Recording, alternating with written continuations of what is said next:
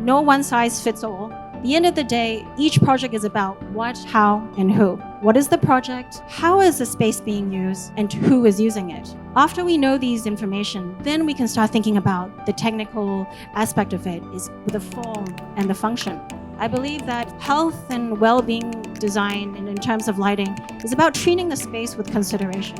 It's not about how much data or statistics or guidelines or standards that we need to follow, but also to see actually how the space needs to work. It's also about looking through the eyes of the user and having empathy.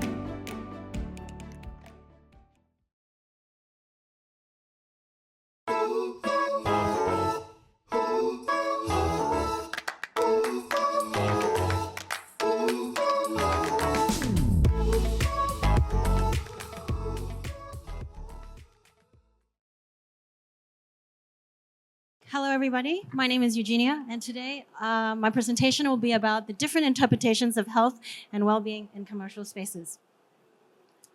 Now, health and well-being has become a very popular design directive across a range of commercial projects of different sizes, scales, and types. Now, different scale projects have different systems of benchmarking health and well-being targets.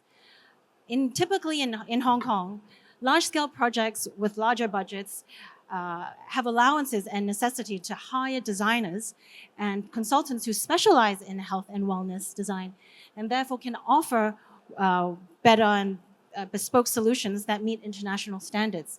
On the contrary, smaller projects with benchmarking and certificates of not a priority, of a less priority, clients with a lesser budget will choose to address health and well-being in a variety of different ways, mainly relying on their immediate interior designers or the design team to implement and define what health and well-being is.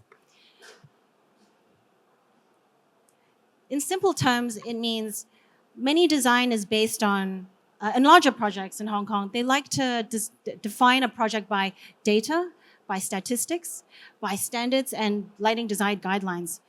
But on smaller projects, when the client may not have the budget or the concern, what they care about is if the project is designed based on how it feels, how it actually looks at the end of the day. So it begs the question, is lighting design, is there a one-size-fits-all lighting solution for different scale projects? Now, today I'm going to share 2 case studies of the same project types, but with different design briefs and parameters to explore whether there's one solution for all or otherwise. Now, the first project is a project in Laguna City. It's called Laguna City Medical Center. The usage is a GP. The usage of it is a GP medical center. It's not very big. It's only about 700 square feet. So only about 700 square meter. It is located in a retail shop called Laguna Plaza, which is located in a residential and industrial area. The immediate neighborhood is a large private residential complex with 12,000 units. The demographic group is of all age groups with a wide spectrum of social and economic backgrounds. The expended expenditure per visit is about 300 Hong Kong dollars, which is roughly about 38 US dollars. Now, I'm sure we've all been sick and we've all had to go to a clinic. We've probably felt, very uneasy, very awkward, very uncomfortable. Now, the uncomfortableness obviously stems from one being unwell. However, maybe it could also be because of the environment. Maybe it's very poorly lit, maybe it's too bright, too dark, different color temperatures, too cool, or maybe even too warm, or maybe it's just not even. So for the Laguna City Medical Center, the interior designer really wanted to challenge this norm, or just wanted to sway away from the whole clinical and laboratory feel of it. They wanted the design to be based on to promote joy in nature flow of wellness.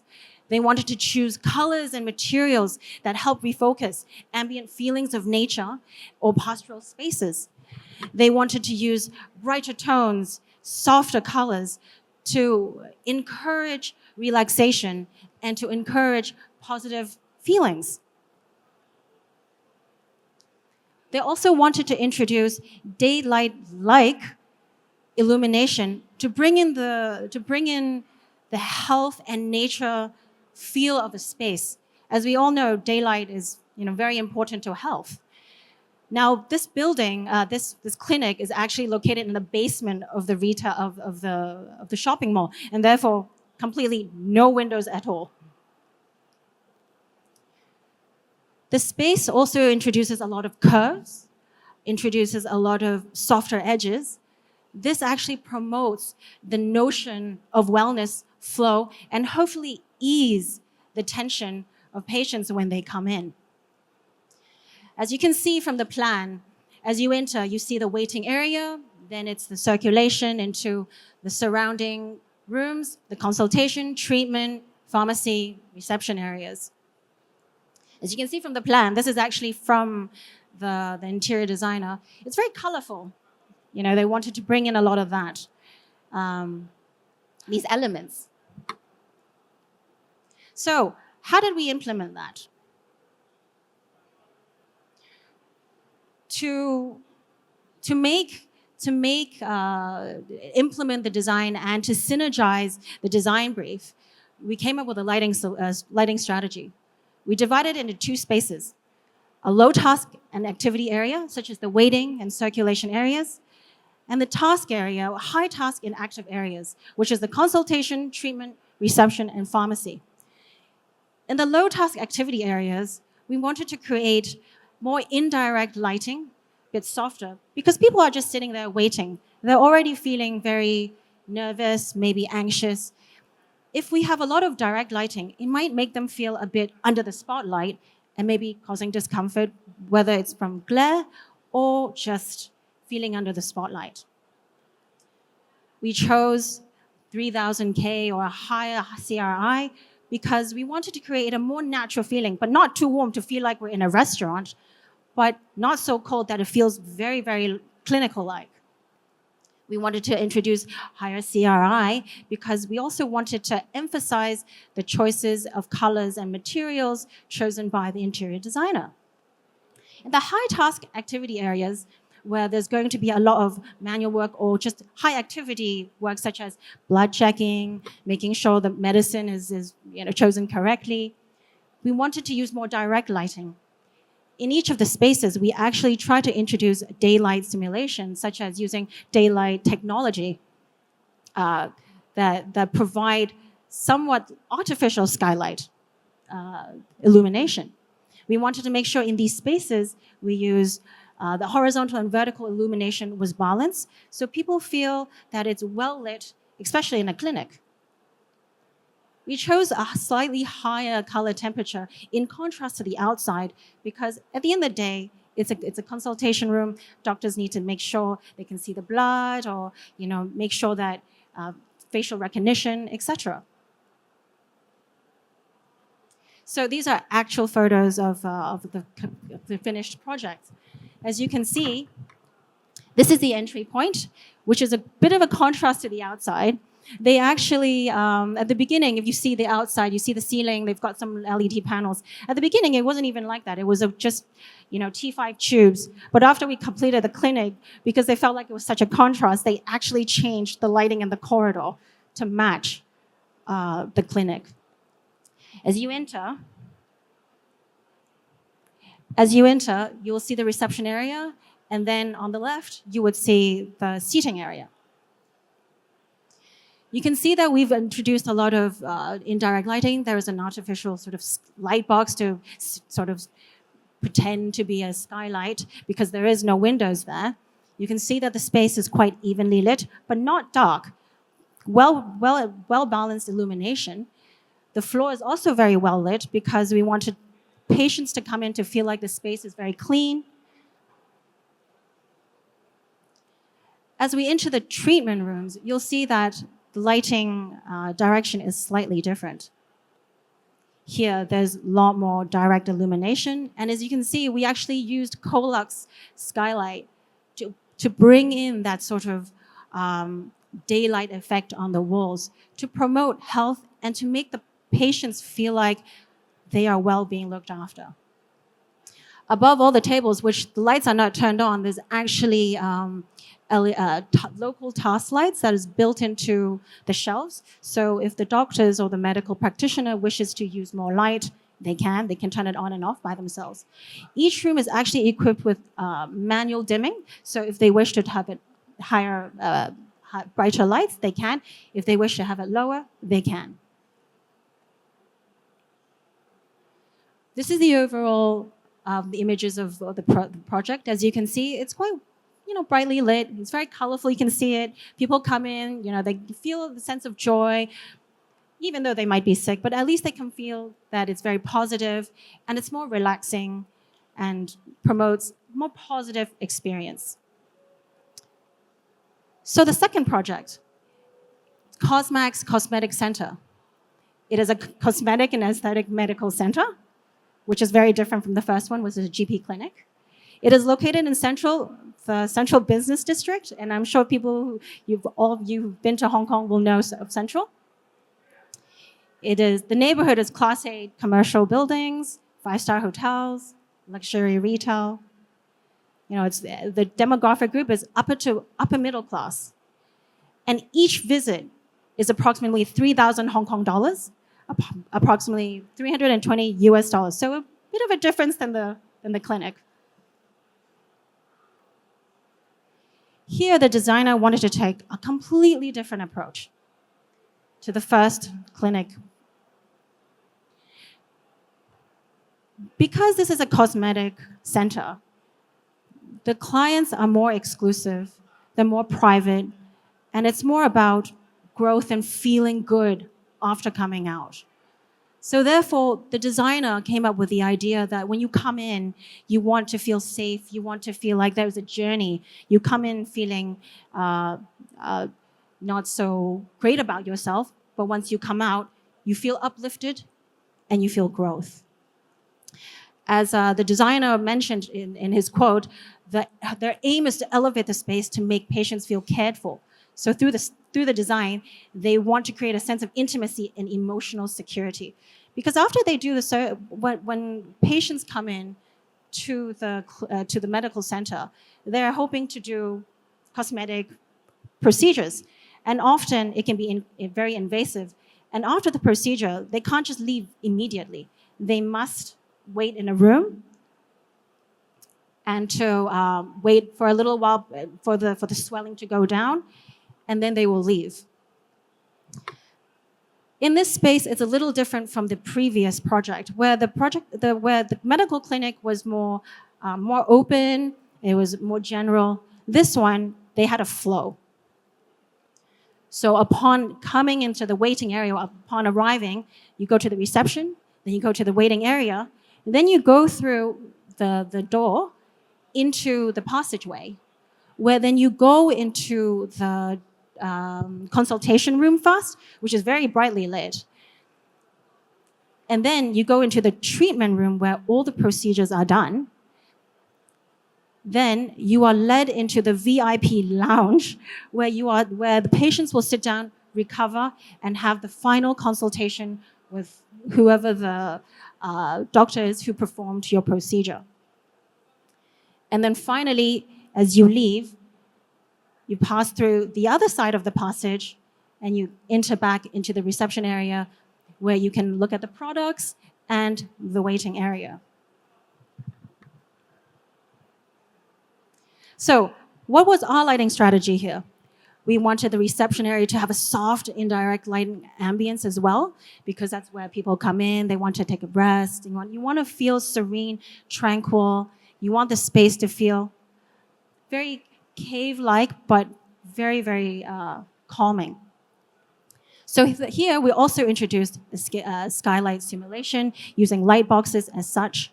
We wanted to use 3,000 to 3,500 K because we didn't want it to be too warm either, but not so clinical. So, we took a balance. We did a lot of studies with, because we were using a Barricel ceiling. So we all know that Barricel actually has different products.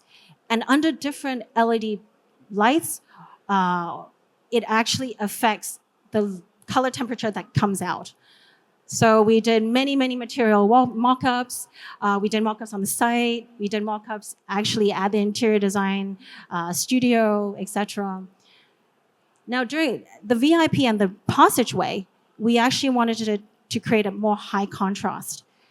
Why? Because when the patients come out, they actually don't want to be seen.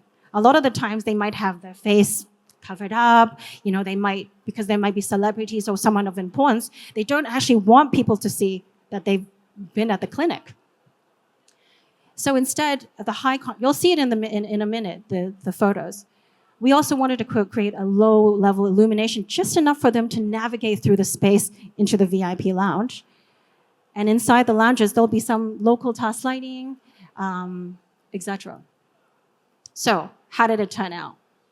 So this is the space. This is the reception and the waiting area. As you can see, there's almost literally no downlights. We just literally put a skylight in and some decorative pieces in. We wanted to feel a space of privacy, exclusivity, to make the space feel very expensive, especially if people are going to be spending 300 Hong Kong dollars, 3,000 Hong Kong dollars, sorry.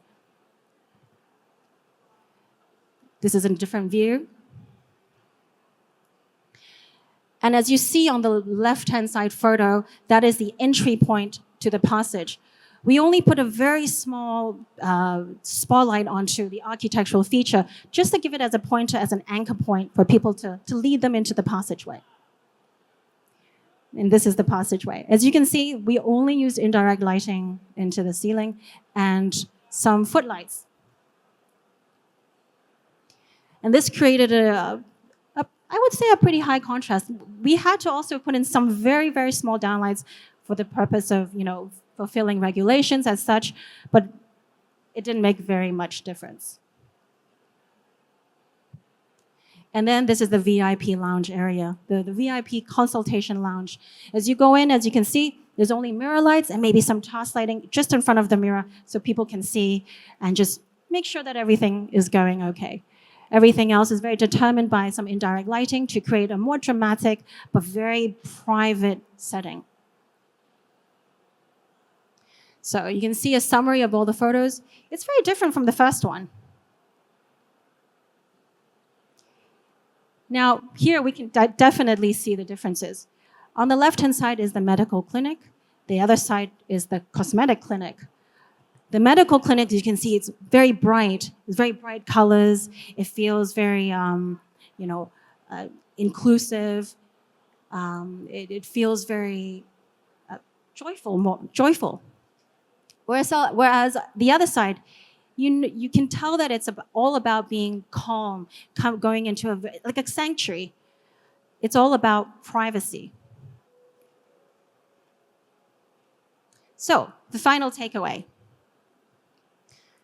As we can see, both of them are medical clinics. The nature of it is a medical clinic, but the design approach is completely different. So it shows that no one-size-fits-all lighting design solution can be applied. At the end of the day, each project is about what, how, and who. What is the project? How is the space being used? And who is using it?